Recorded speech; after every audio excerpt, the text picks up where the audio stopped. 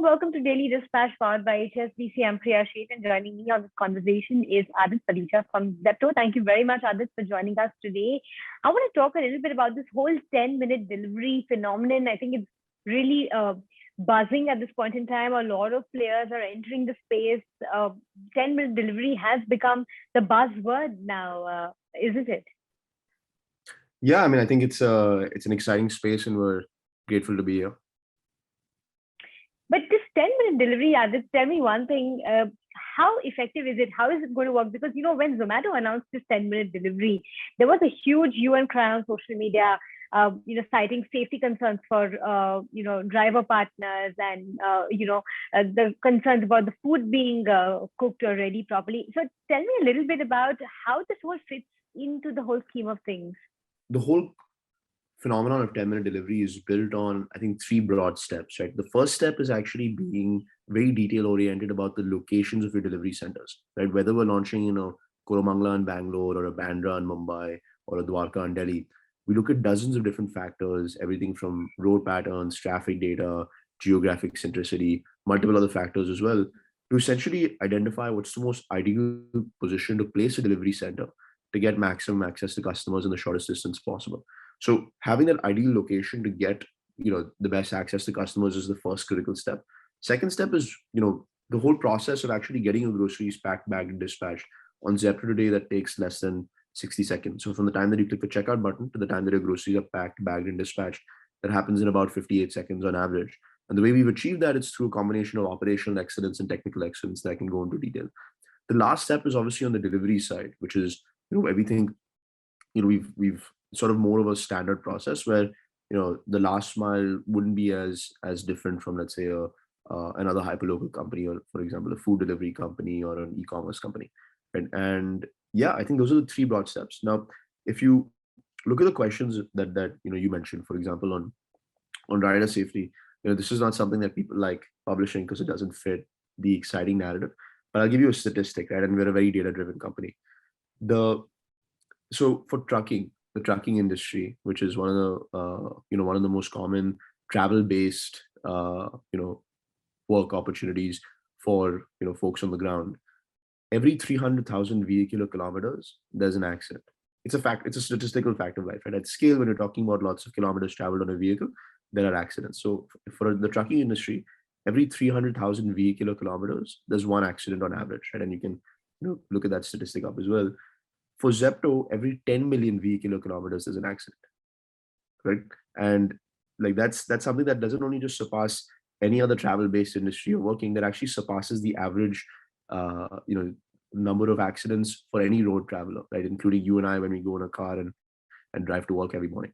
So Zepto actually has an accident for every 10 million vehicular kilometers, making it 30 times safer than trucking and multiple other industries. Right, very interesting. Aadit, I want to also talk a little bit about the excitement that's with the IPL right now. We're seeing a lot of increasing 10-minute delivery. What's been the kind of growth out there? Yeah, I mean, the growth has been phenomenal. I think we've been very, very lucky, frankly, to have been able to catch a ride as exciting as this. We're in a position where quarter on quarter we've grown about 712%.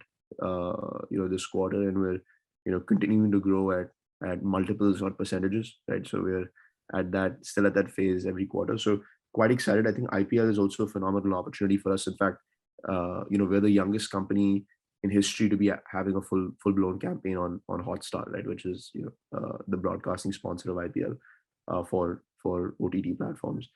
And yeah, I think we launched 7 months ago. If you told us 7 months ago that we'd have put together an elaborate campaign with celebrities and advertising, across all major cities, on Hotstar during IPL, that would have really surprised me back in the day. But we're in that position where that has happened. And the reason why we're excited about IPL is, and specifically Hotstar, is because it allows us to target those cities that you want to focus our growth efforts on. And we're seeing a huge amount of impact. Right now, on an hourly basis during IPL games, we see 40% plus spikes. Beverages and munchies, the category on Zepto has grown 4x in the past, compared to last month. So there is a lot of excitement around IPL for sure.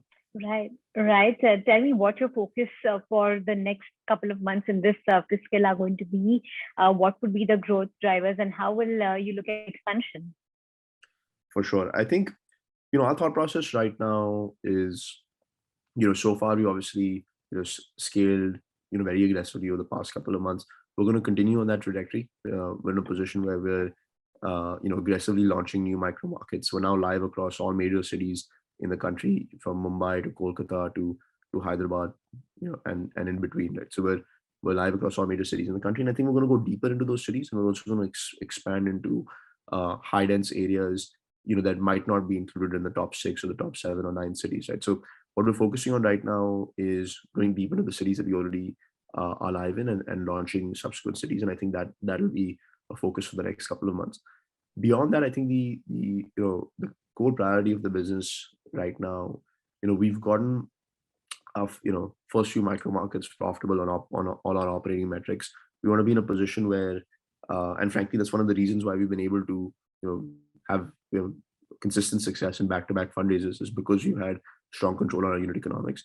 So we want to continue with that chart where we turn more and more of our micro markets profitable, and also bring down the overall burn number. But for us, our North Star metric is the one that we actually optimize on, is not GMV in isolation.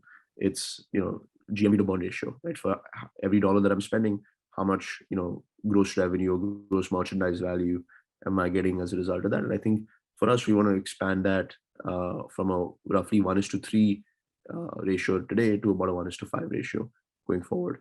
So yeah, that's the focus, basically. Continued controlled growth. Tell me a little bit about what the fundraise strategy is. Will you need more funds considering this kind of aggressive growth plan? The idea here is that we're in an exciting position where, as a company, I think there's a lot of conviction out there in the global markets here. Obviously, that markets are very difficult, but what I'm still seeing is that, despite a lot of companies having difficulties raising, frankly, there are still good companies getting funded, especially in this space. And Getty just closed a round, which is sort of a Q-commerce pioneer globally. They just closed around at 12 billion, right? So good companies are still getting funded, which we're quite excited by. The thought process for us is that, with the conviction that we have with investors right now, it's no longer a matter of can we raise or can we not raise, right? It's more so, raising is not the issue anymore. It's about, can we find the right partners and the right terms that we're comfortable pulling the trigger in. And I think we're at a point where, frankly, we've got multiple options there. But the idea is never now to be in a position where, we need to fundraise, etc. I think when you get to a mature stage of a company, investors already have conviction that the business fundamentals have been proven out. They already have conviction that the growth opportunity is compelling. It just becomes about, who do you want to partner with, and at what terms. And I think for us, those decisions, we've been lucky enough to have good partners so far. We've been lucky enough to have good partners continue to approach us. But yeah, it's for us, it's going to be just about bringing on board the right partners, less so about capital, right? And sort of the necessity to raise. So will we need capital? I think the answer is yes. Are we in a position where capital is accessible and is coming from people that we would be excited to work with? The answer is also yes. And yeah, I think it's just it's just now a matter of continuing to execute, and capital has become more of a background a background priority versus ground execution. All right, Aadit. Thanks very much for joining us today, and we wish you all the very best in your journey going forward. Thanks for your time.